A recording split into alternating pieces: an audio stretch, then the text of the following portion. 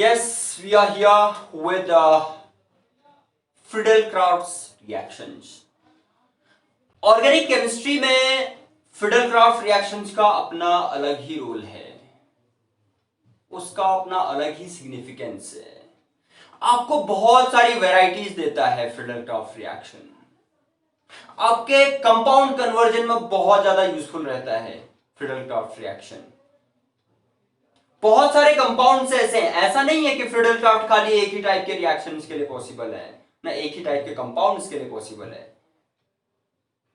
बहुत सारे कंपाउंड्स आपको फ्रिडल-क्राफ्ट रिएक्शन देते हैं। तो क्या है फ्रिडल-क्राफ्ट रिएक्शन, क्या है, इसको जानिए इस सेशन में पूरा फुल अच्छे से।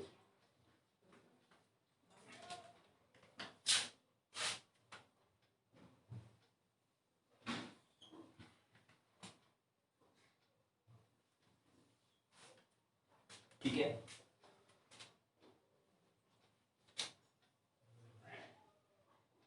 फ्रीडल क्राफ्ट्स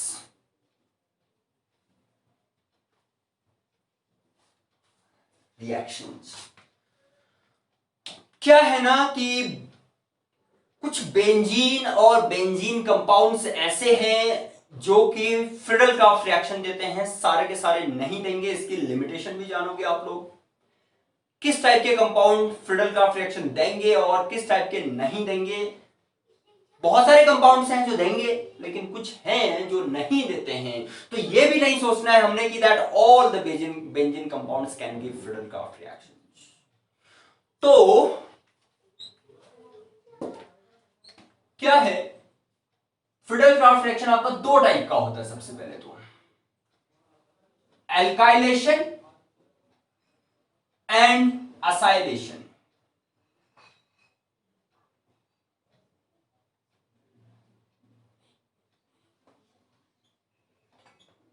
एसाइलेशन, एल्काइलेशन में बेंजीन, आप लोग कह सकते हैं कि बेंजीन रिएक्ट्स, है ना, benzene reacts with alkyl halide in the presence of this anhydrous AlCl3, anhydrous AlCl3। क्या बनेगा? To give you alkyl benzene।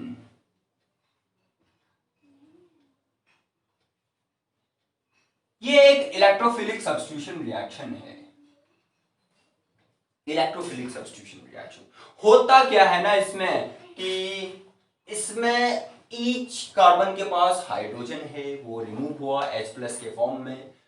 ठीक, तो वो हाइड्रोजन सब्स्टिट्यूट होगा, उसकी जगह क्या आएगा यहां का R positive, this alkyl part. ठीक है, वो पॉजिटिव फॉर्म में, वो इलेक्ट्रोफाइल होता है पॉजिटिव वाला। तो इलेक्ट्रोफिलिक सब्स्टिट्यूशन रिएक्शन आता था उसमें। So benzene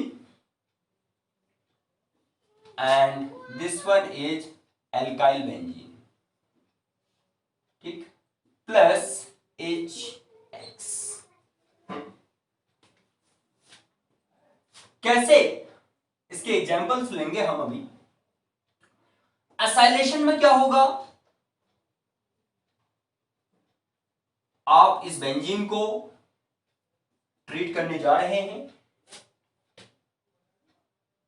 RCOX, this is acid halide, presence of तो सेम ही रहना है, एनहाइड्रस AlCl3 इसके प्रेजेंस में। तो क्या बनेगा, यहां पर एक एरोमेटिक कीटोन बनता है।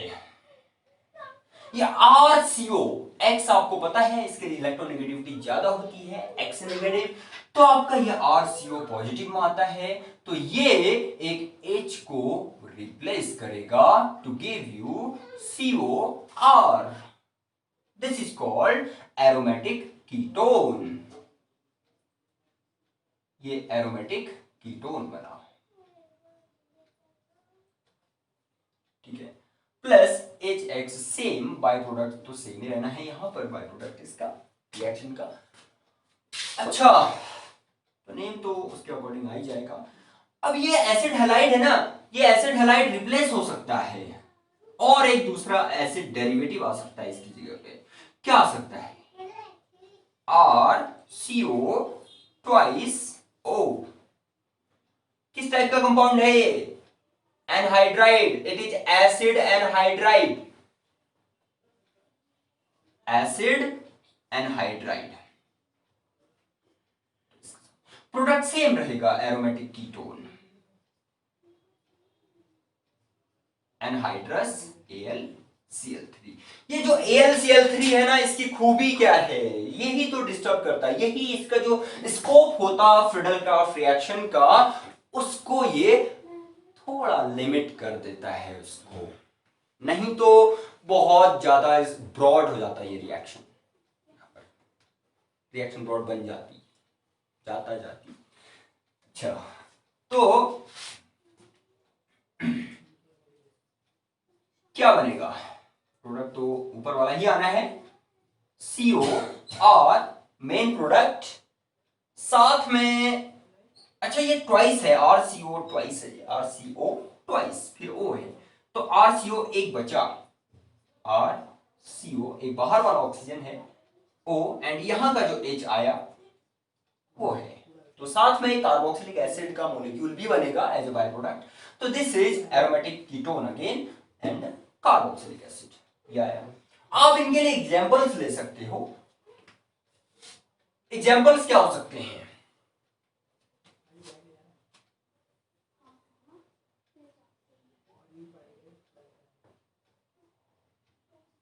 benzene plus CH3Cl in the presence of this anhydrous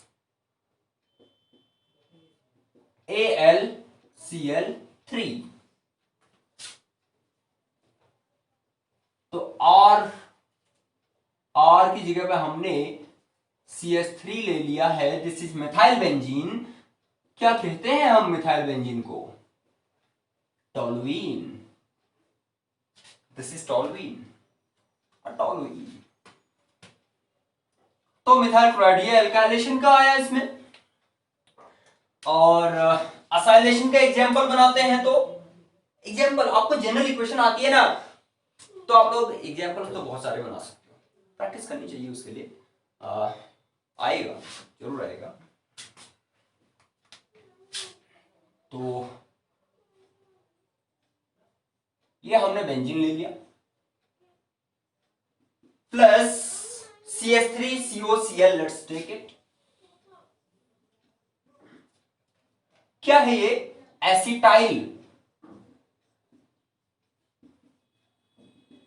acetyl chloride.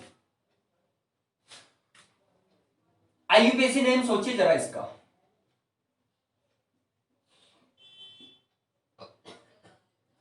हमारे चैनल पे इन सब का IUPAC नोमेनक्लेचर डिस्कस किया हुआ है बड़े अच्छे से, उसमें सेशंस दे रखे हैं। सभी टाइप के organic compounds, let it be sulfonic acids हैं, beat acid halides, acid anhydrides, तो उनकी IUPAC नेमिंग बता रखी है। If you don't have a good command on IUPAC nomenclature of organic compound, तो आप लोग उनको देखिए, अच्छे से उसकी प्रैक्टिस कर सकते हैं। IUPAC nomenclature का भी साथ में, जैसे इसका क्या बनेगा? एथेनॉइल क्लोराइड, एथेनॉइल क्लोराइड। तो एरोमेटिक कीटोन क्या बनेगा जरा इसको देखते हैं। COCH3, इसका नेम है एसीटोफिनोन, एसीटोफिनोन। होने को तो ये भी IUPAC सिस्टम में एक्सेप्ट होता है ये नेम, और नहीं तो अगर आप लोग रूल्स के अकॉर्डिंग देखते हो तो आपको क्या होगा, 1 2 कार्बन है इसमें, और यहां पर आप लोग बोल सकते हो कि ये तो फिनाइल है, phenyl ethanone, phenyl ethanone, this is phenyl ethanone plus HCl। तो एसिटोफिनोन इस तरीके से मिला आपको। और इवन आप ये एनहाइड्राइड वाला जो हम बोल रहे हैं इसको लेते हैं CH3CO ट्वाइस O, और नेम तो आप लोग बोलने वाले हैं इसका एसिटिक एनहाइड्राइड, एसिटिक एनहाइड्राइड इसका नेम हो गया। IUPAC नेम भी इसका डिस्कस किया हुआ है, कहां पे, बख्शाली एजुकेशन के चैनल पे, उन पे वीडियोज है इसकी। Anhydrous AlCl3. So what are we going to get here?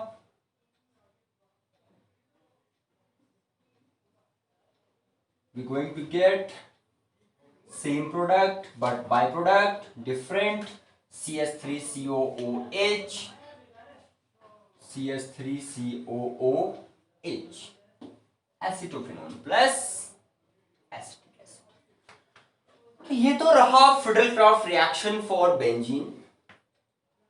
लेकिन बेंजीन के जो अदर कंपाउंड्स हैं वो भी आपको फिडल-क्राफ्ट रिएक्शन दे सकते हैं। हम यहां पे OH ले सकते हैं, हम यहां पे हैं Cl3 ले सकते हैं, हम यहां पर एनिसोल ले सकते हैं, OCH3 ले सकते हैं, क्लोरोबेंजीन Cl ले सकते हैं, ठीक है। लेकिन ये जो इतने नेम लिए हैं मैंने, ये ऑर्थो एंड पैरा प्रोडक्ट का मिक्सचर देंगे आपको, जहां पर पैरा प्रोडक्ट मेजॉरिटी में रहता है। देखते हैं, एक एग्जांपल लेते हैं जहां से बात हो ही गई है, तो लेट्स चेक इट हियर, थोड़ा स्पेस है यहां पर, देखते हैं।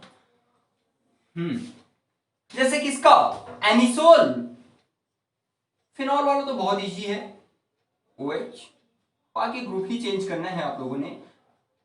OCH3, this is anisole, plus alkylation CH3Cl, what shall we get? Anhydrous AlCl3, alkylation of anisole, fiddle-craft alkylation है ये।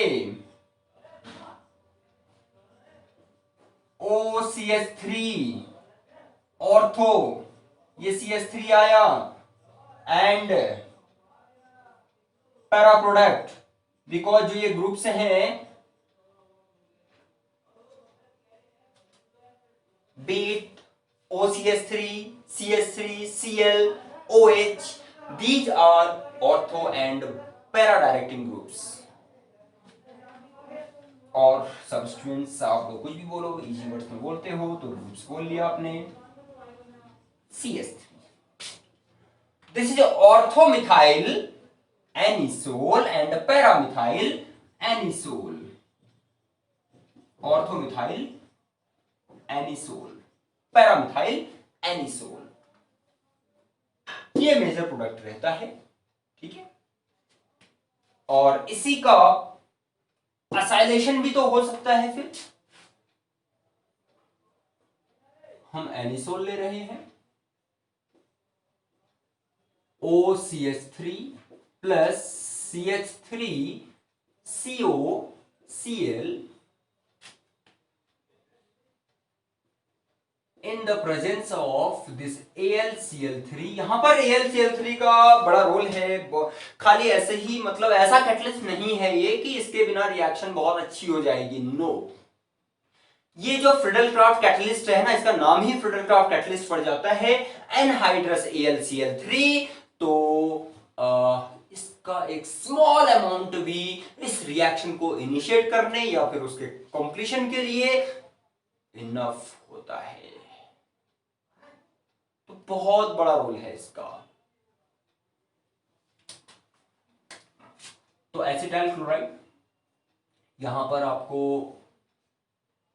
दो प्रोडक्ट्स का मिक्सचर मिल रहा है, OCH3 COCH3 plus the other product is of course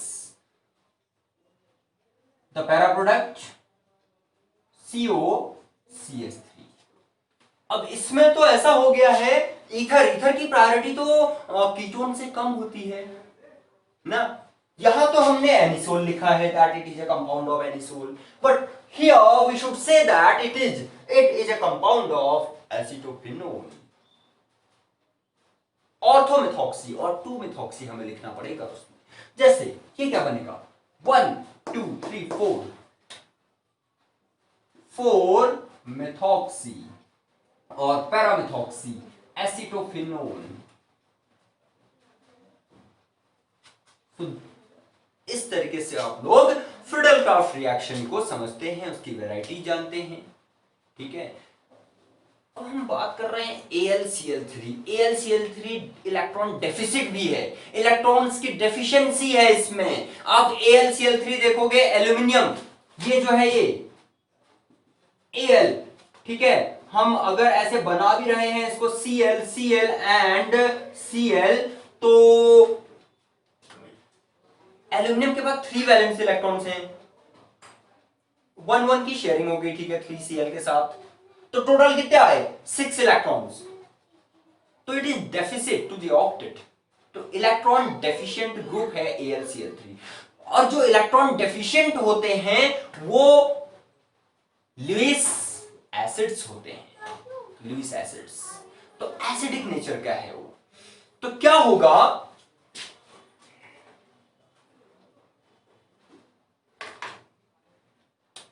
अगर आप यहां पर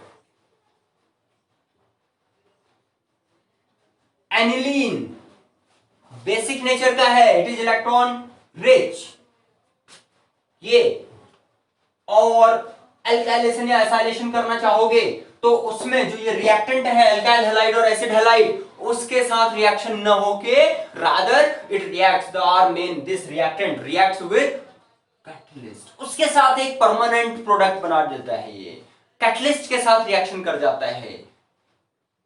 बेसिक नेचर और वो एसिडिक नेचर, रिएक्शन किस में हो गई, कैटलिस्ट में। हम क्या बोलते हैं, कैटलिस्ट की रिएक्शन जो होती है, तो अगर हम इनकी इवन मैकेनिज्म्स को भी डिस्कस करें तो उसमें what do we see that, अरे वो जो कैटलिस्ट होता है वो तो अल्टीमेटली सेपरेट हो जाता है। कैटलिस्ट जो उसकी कॉमन एकदम फंडामेंटल डेफिनेशन है कैटलिसिस रिएक्शन की, और कैटलिस्ट का नेचर जो हम बोलते हैं, इट इज अ सब्सटेंस क्या which separates out without any composition in its properties, और है ना mass after the completion of reaction. तो वो तो हो ही नहीं पाएगा। ठीक है, कैटलिस्ट जो है आपके इंटरमीडिएट कंपाउंड भी बनाता है, हाँ, लेकिन वो इंटरमीडिएट कंपाउंड्स अनस्टेबल होने चाहिए कैटलिस्ट के साथ जब बनते हैं, तो एक्टिवेटेड कॉम्प्लेक्स होने चाहिए ओनली, वो ब्रेक हो जाने चाहिए to give you the eventual products. तो यहां पर स्टेबल प्रोडक्ट बन जाएगा इन दोनों के बीच में। तो that's why we can infer that aniline being basic in nature does not give Friedel-Crafts reactions, because the Friedel-Crafts catalyst is acidic in nature। ये इसका आप लोग समझेंगे रीजन, ठीक है। तो Friedel-Crafts reactions आप लोगों ने जाना, इनकी खूब प्रैक्टिस कीजिए, वैरायटीज इनकी देखिए, और हम आप लोगों के लिए, ठीक है, आज तो एग्जांपल ले लिए। In our next session we will take its mechanism as well. तो फिर मैकेनिज्म भी समझोगे आप लोग, इलेक्ट्रोफिलिक सब्स्टिट्यूशन कैसे है ये, तो कैसे प्रोग्रेस करते हैं, उनके क्या स्टेप्स होते हैं, उनको जानेंगे। तो उसके लिए इसकी प्रैक्टिस कीजिए पहले, ठीक है, रिएक्शंस की। तो और चैनल सब्सक्राइब नहीं है तो प्लीज चैनल को सब्सक्राइब कीजिए और हमसे बने रहिए, कनेक्टेड रहेंगे। आप लोगों को रेगुलर बेसिस पे वीडियोज मिलते रहेंगी, आपका स्टडी मैटर आप लोगों के सामने होगा, आपके फोन में आते रहेगा। डिजिटल इंडिया है, आप लोग कहीं भी बाहर आउटिंग में भी, कहीं पर पार्क में बैठ के भी आप लोग वीडियो देख सकते हैं, अपना कॉन्सेप्ट समझ सकते हैं। घर के अंदर मन नहीं लग रहा है, कहीं पर बाहर जाके आप लोग अच्छे से, है ना, ताजी हवा में बैठ के वहां पर वीडियो को देख के कॉन्सेप्ट समझ सकते हैं। बड़ा अच्छा है, बहुत फायदा है इसका, डिजिटल इंडिया को एंकरेजमेंट मिलेगा ना, तो अच्छा ही होगा। प्रैक्टिस भी हो जाएगी, आप लोगों की कमांड भी बनेगी। तो सब्सक्राइब करना ना भूलें और थैंक यू, आपने हमारी वीडियो देखी।